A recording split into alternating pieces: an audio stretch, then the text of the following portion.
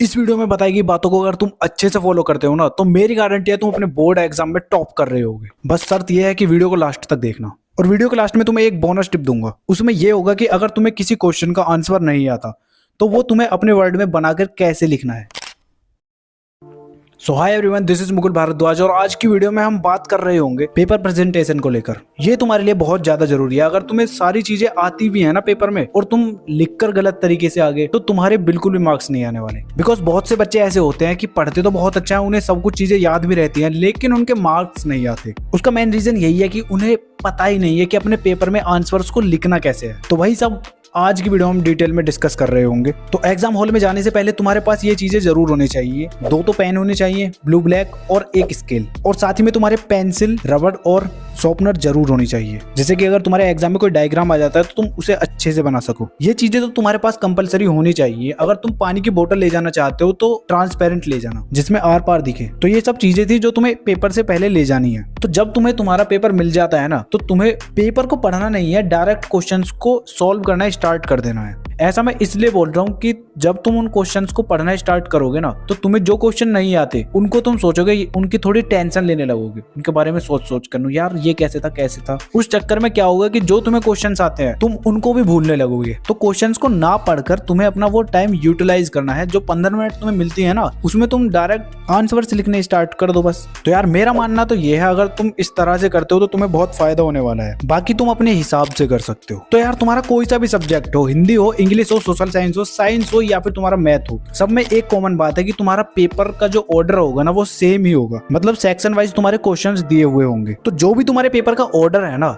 उसे तुम्हें कभी भी नहीं तोड़ना है। यानी कि जो भी तुम आंसर लिखोगे ऑर्डर में ही लिखोगे। तुम्हें ऐसा नहीं करना है कि तुम सेक्शन बी से स्टार्ट कर रहे हो या फिर सेक्शन सी से स्टार्ट कर रहे हो।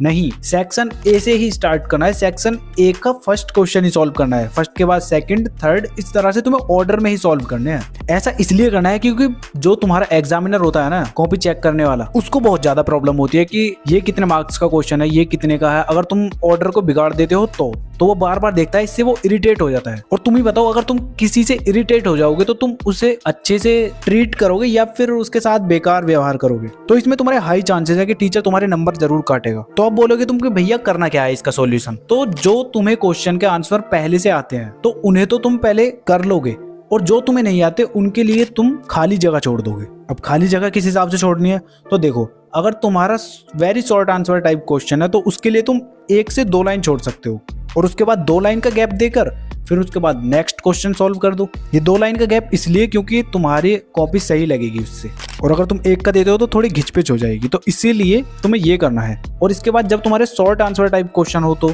उसके लिए तुम एटलीस्ट 3 से 4 लाइन छोड़ दो। उन लाइनों को छोड़ने के बाद फिर से 2 लाइन का गैप और फिर नेक्स्ट आंसर सॉल्व कर दो। अब बात आती है लॉन्ग आंसर्स की। तो लॉन्ग आंसर्स के लिए मैं बताऊँ ना तुम्हें, तो 9 से 10 लाइन तो आराम से छोड़ देना। अब तुम बोलोगे कि भैया हमें तो इनका आंसर ही नहीं आता तो करेंगे क्या इन लाइनों को छोड़कर। तो बेफिक्र रहो, लास्ट में बताता हूँ तुम्हें इसका भी सॉल्यूशन। तो यहाँ तक तुम समझ चुके हो कि तुम्हें ये गलती नहीं करनी है, ऑर्डर वाइज ही तुम्हें सारे क्वेश्चंस को सॉल्व करना है। ठीक, अब इसके बाद नंबर 2 पॉइंट तुम्हारा है कि तुम्हें जितना हो सके ना कम से कम मिस्टेक करनी है। और अगर मिस्टेक हो भी जाती है ना तो उसमें तुम्हें भरमार कटिंग नहीं कर देनी है कि तुम डायरेक्ट पेन चला दे रहे हो उस पर और टीचर को वो बहुत गंदा दिखाई दे रहा है। ऐसा नहीं करना है, बस एक कट लगा देना पेन से, बस काफी है। बिकॉज अगर तुम अपने कॉपी में ज्यादा कटिंग करते हो ना तो तुम्हारी कॉपी बहुत ही ज्यादा बेकार लगती है। ऐसा तुम उस पर देख सकते हो। ये कॉपी कितनी बुरी लग रही है इसके कंपेयर में। अब तुम ही सोचो अपने आप को, अगर तुम टीचर होते तो तुम्हें ये वाली कॉपी अच्छी लगती है, ये वाली। बेशक से इसमें अगर अच्छे से भी आंसर दे रखा है ना, ठीक है, तो भी इस पर कम नंबर मिल सकते हैं। और इस वाली पे अगर तुम थोड़ा बहुत बनाकर भी लिख देते हो ना तो इस पर तुम्हारे चांसेस हाई है कि तुम्हें थोड़े ज्यादा नंबर मिल सके। तो कटिंग जितनी कम हो सके उतना ही कम करना है पेपर में। अब नंबर 3 पॉइंट जो है ना तुम्हारा, वो है तुम्हारा आंसर की लेंथ को लेकर। कुछ बच्चे होते हैं कि उनको आंसर वेरी शॉर्ट में पूछा जाता है लेकिन वो उसको लिख देते हैं शॉर्ट आंसर टाइप की तरह, जो कि तुम्हारा 3 से 4 लाइन का वो लिख देते हैं जबकि 2 लाइनों में होना चाहिए बस। ऐसा ही कुछ बच्चे करते हैं कि मल्टीपल चॉइस क्वेश्चंस होते हैं उनके क्वेश्चन को भी लिख डालते हैं। तो ऐसा तुम्हें बिल्कुल नहीं करना है। क्वेश्चन तो तुम्हें लिखना ही नहीं है, बस क्या करना है, हेडिंग डालनी है कि इस सेक्शन का ये वाला क्वेश्चन है और उसका बस आंसर लिख देना है, सिंपल। ऐसा ही तुम्हें मल्टीपल चॉइस में करना है, बस खाली जो तुम्हारा ऑप्शन है ना तुम उसी को लिखोगे, बस जो सही ऑप्शन है बस वो। उसका एग्जाम्पल तुम्हें ये दिख ही रहा है अपनी स्क्रीन पर, इस तरह से ही लिखना है बस। और आंसर की लेंथ कितनी होनी चाहिए मैंने तुम्हें पहले बता ही दिया है। जितने जितने मैंने तुमसे लाइन छुड़वाई थी ना उतना ही लिखना। अगर जैसे तुम्हारा हिंदी का इंग्लिश का पेपर है तो उनमें तो वर्ड दिए जाते हैं कि हाँ इतने ही वर्ड का तुम्हें क्वेश्चन का आंसर लिखना है। और बात करें मैथ्स की, मैथ्स और साइंस में, तो उसमें तो यार तुम्हें जितना तुम्हारा क्वेश्चन में पूछा गया है ना उतना ही आंसर लिखना है पूरे कंप्लीट स्टेप्स के साथ। जैसे मैथ्स में कोई क्वेश्चन पूछा है ना लॉन्ग आंसर टाइप में, तो जितने भी उसमें स्टेप्स लगेंगे ना सबको तुम्हें डिटेल में लिखना है। ऐसा नहीं है कि धुआंधार तुमने बस आंसर आवा दिया, ऐसा नहीं करना है। क्योंकि बोर्ड्स में तुम्हारे स्टेप के भी मार्क्स होते हैं। जितने अच्छे से तुम डिटेल में लिखोगे ना किसी भी चीज को तो उतने ही ज्यादा तुम्हारे नंबर मिलने के चांसेस हैं। अब साइंस में तुमसे किसी चीज की डेफिनेशन पूछी जाती है या फिर कोई रिएक्शन कराई जाती है तो उसके तुम एग्जाम्पल भी जरूर दो। यहाँ तुम अपनी स्क्रीन पर देख सकते हो कि किस तरह से तुमसे ये रिएक्शन पूछी है, बस उसकी डेफिनेशन पूछी है और डेफिनेशन के साथ साथ इसमें तुम्हें एग्जाम्पल भी दे दिया।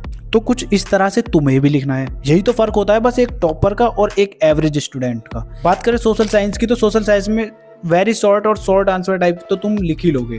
अब लॉन्ग जो आंसर टाइप क्वेश्चंस होते हैं ना तुम्हारे, उनमें तुम्हें टॉपिक वाइज हेडिंग डाल डाल के क्वेश्चंस को लिखना है ग्राफ की फॉर्म में, जैसा कि तुम अपनी स्क्रीन पर दिख रहा होगा। इस तरह से तुम्हें आंसर्स को लिखना है। और जब तुम्हारा आंसर कंप्लीट हो जाता है तो 2 लाइन छोड़कर फिर उसके नीचे से आंसर लिखो और बीच में खींच दो एक लाइन, वहां से कि टीचर को पता चल जाए कि यहाँ तक तुम्हारा क्वेश्चन का आंसर था। बस तो यहाँ तक तुम समझ चुके हो कि तुम्हें क्या क्या मिस्टेक्स नहीं करनी है और क्या क्या चीजें करनी है अपने बोर्ड्स में। अब तुम्हें बोनस टिप देता हूँ कि तुम्हें किसी क्वेश्चन का आंसर नहीं आता तो तुम अपने वर्ड में उसे बना के कैसे लिखोगे। तो अब ये बनाने वाले क्वेश्चंस के लिए तुम्हें थोड़ा टाइम लगेगा। उसके लिए तुम्हें जो क्वेश्चंस आते हैं ना उनको तुम्हें अच्छे से जल्दी जल्दी करना है। टाइम वेस्ट नहीं करना है कि तुम इधर उधर देख रहे हो या कुछ वो कर रहे हो। तो देखो, सबसे पहले तुम्हें क्वेश्चन को अच्छे से पढ़ना है, उसके बारे में सोचना है कि क्या ये क्वेश्चन पूछ रहा है। उस क्वेश्चन में कुछ ना कुछ ऐसे वर्ड होंगे जो तुमने पहले कहीं ना कहीं सुन रखे होंगे। तो उन वर्डों को सोचकर तुम्हारे माइंड में क्या क्या चीजें इमेजिनेशन में आ रही हैं उनको तुम्हें अच्छे से देखना है। अब जो तुम्हारी फालतू की चीजें आ रही हैं उन्हें तो तुम्हें हटा देना है, और जो तुम्हें लग रहा है ना कि ये चीज सही हो सकती है उसे तुम्हें अपनी कॉपी में लिख लेना है। और इसके लिए तुम्हें करना क्या है, सबसे पहले तुम अपनी आंखें बंद करोगे तब विजुअलाइज करोगे। ये टेक्निक बहुत ही ज्यादा इफेक्टिव है। ये इसलिए है क्योंकि तुम देखो कुछ ना कुछ तो तुमने पूरा साल पढ़ा ही है, तो तुम्हारे दिमाग में चीजें बैठी हुई रहती हैं, बस उन्हें याद करने की वो होती है। तो अगर तुम अच्छे से कॉन्सेंट्रेट करोगे ना अपने दिमाग में तो वो चीजें तुम्हें रिकॉल होने लग जाएंगी। और ये कोई फालतू मेथड नहीं है, ये तुम्हारा मेडिटेशन वाला मेथड है एकदम। इसीलिए तो बोलते हैं कि मेडिटेशन किया करो, इससे तुम्हारी मेमोरी पावर अच्छे से बढ़ती है, तुम्हारे अंदर एक ठहराव आता है। तो बस तुम्हें एग्जाम में यही करना है, जो भी क्वेश्चन है तुम्हें अच्छे से उसे समझना है। उसके बाद तुम्हें उसके बारे में जो जो वर्ड तुम्हें समझ आ रहे हैं ना उन्हें विजुअलाइज करना है और फिर उसे अपनी कॉपी पर लिख देना है। क्योंकि खाली कॉपी छोड़ने से बेटर है, खाली कॉपी तुम्हें बिल्कुल भी नहीं छोड़नी है, एक आध क्वेश्चन भी नहीं छोड़ना है। जितने भी क्वेश्चन है ना सभी को सॉल्व करना है। टीचर के पास इतना टाइम नहीं होता कि वो तुम्हारा एक एक वर्ड को पढ़ेगा, वो बस क्वेश्चन के आंसर को देखता है कि क्वेश्चन से रिलेटेड आंसर है या नहीं, जो चीजें पूछी गई है वो बताइए या नहीं, बस। और वो भी ऊपर ऊपर से। तो जितने भी क्वेश्चन है ना सभी को अटेम्प्ट करना है बस। और तुम जब पेपर देकर आओ तो इस वीडियो के नीचे कमेंट जरूर करना कि ये तरीका तुम्हारे लिए बहुत ही ज्यादा इफेक्टिव रहा। और कोई तुम्हारी प्रॉब्लम है तो वीडियो तुम्हें अपनी स्क्रीन पर शो हो रही होंगी, इन्हें भी जाके देख लेना। तो अब तुम्हारा एग्जाम हिंदी का है, इंग्लिश का है या फिर साइंस का, सोशल साइंस का, कोई भी एग्जाम हो, उसके लिए तुम्हें बेस्ट ऑफ लक। एग्जाम को फोड़ देना है।